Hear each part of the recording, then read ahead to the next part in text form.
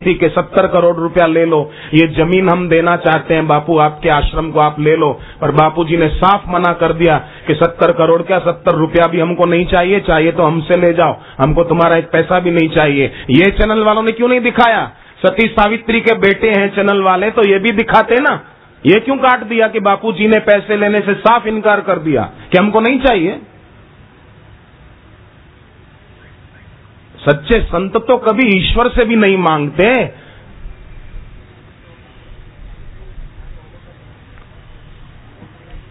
कि मुझे ये दे दो, मुझे ये दे दो, नहीं नहीं, उनमें भगवत्ता विकसित हुई है। वो सबका मंगल चाहते हैं, सबकी भलाई चाहते हैं, सबकी उन्नति चाहते हैं। सर्वे भवन्तु सुखिनः, सर्वे सन्तु निरामया, सर्वे भद्राणि पश्यन्तु मा कश्चित् दुःख भाग् भवेत्। सबकी उन्नति हो, सबका मंगल हो, सबका भला हो। शरीर किसी का गोरा होता है, चमड़ा किसी का काला होता है, पर खून सबका लाल होता है।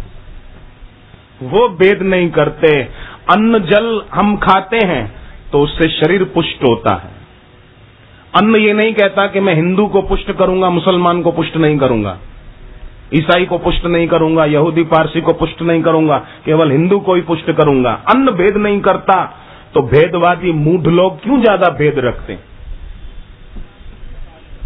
अंगुलीमाल कितना बड़ा हत्यारा था, मार के उनकी उंगलियां काटकर उसकी माला बनाता था, इसलिए उसका नाम था अंगुलीमाल, उंगलियों की माला पहनता था।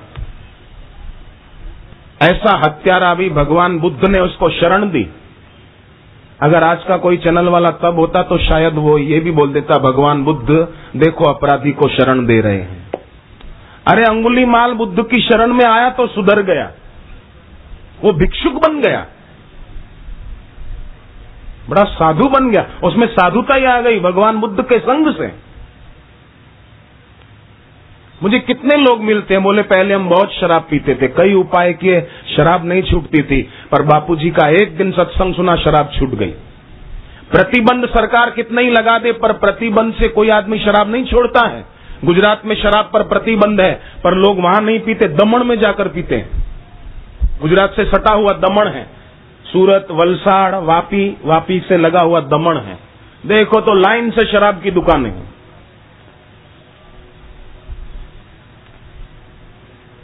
तो प्रतिबंध से कोई गलत कार्य बंद नहीं होता है। सदगुरु के सत्संग से सामने वाले का हृदय परिवर्तित हो जाता है, हृदय पावन हो जाता है, क्योंकि बापूजी की वाणी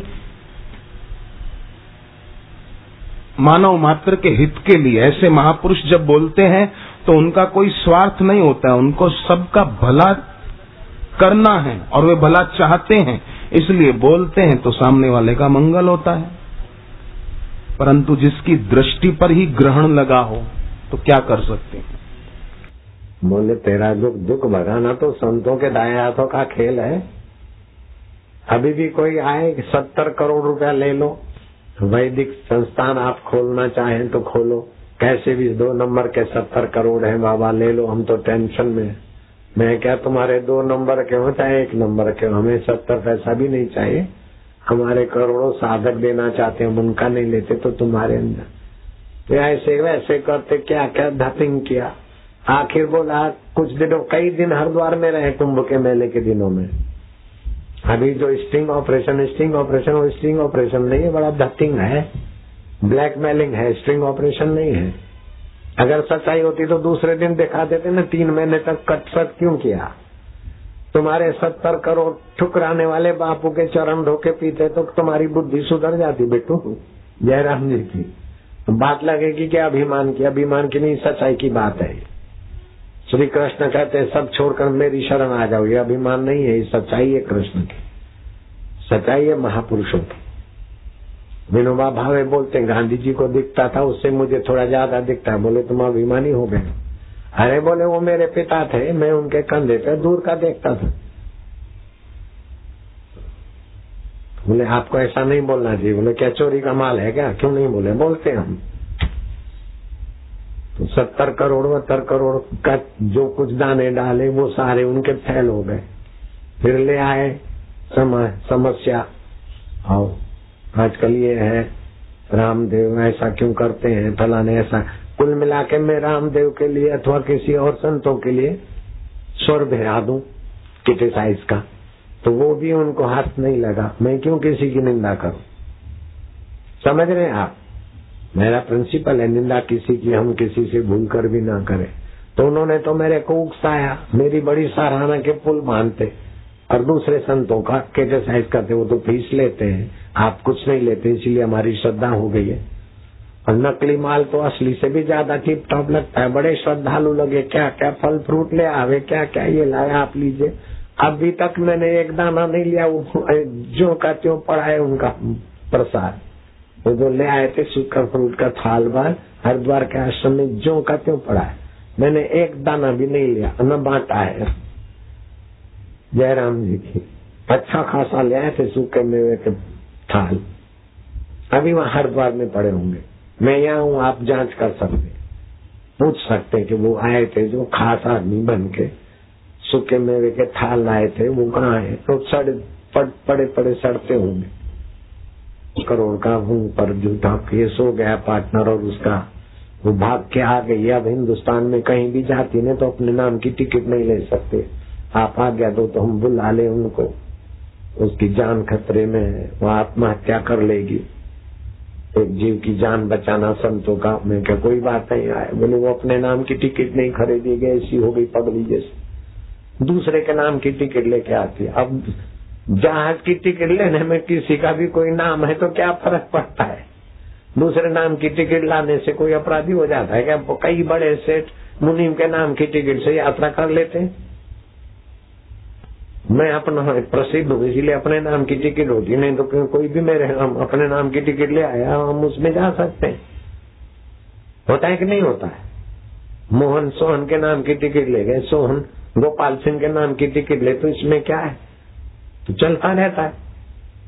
तो बोले वो अपने नाम की टिकट तो नहीं ला सकती है, अब उसकी जान बचाना है। तो मैं क्या चलो जैसे भी लाती है आने दो।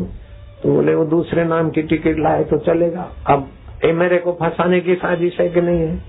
मैं क्या चलेगा, इसमें क्या दौड़ेगा, भले दूसरे नाम की टिकट लेके आए। आत्महत्या करने जा रही तो बच जाएगी तो ठीक है, मैंने इतना ही किया। फिर मुलाकात के लिए तो ऐसे तल पापड़ होते मेरा अर्जुन भैया को दूसरों को हाथा जोड़ी करे, तो उन्होंने लगा दिया कि बापू जी हो जीवन मरते दम तक फिर चंबल का धंधा नहीं किया, पत्थर तोड़ के खाया बेचारे डालू राम। उसके बेटे ने भंगार का धंधा करके पेट भरा, उसकी पत्नी आती झाड़ू बुहारी कर। वो मेरे पास आया, बोले मैं चंबल घाटी का हूँ। मैं क्या काम करते? बोले बाबा मैंने कभी चोरी नहीं की। मैं क्या काम क्या करते चंबल घाटी? बोले मैंने कभी भीख नहीं मांगा। मैं ठीक है, क्या करते?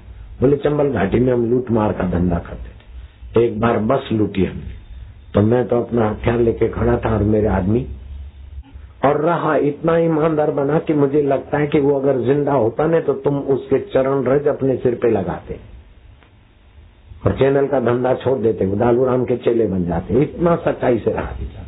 क्रिमिनल आदमी को जब शरण मिलती है, प्रेम मिलता है, तो इतना सुधरता है कि तुम्हारे हमारे जैसे कहलाने वाले सुधारक भी उसके आगे बबलू लगते हैं।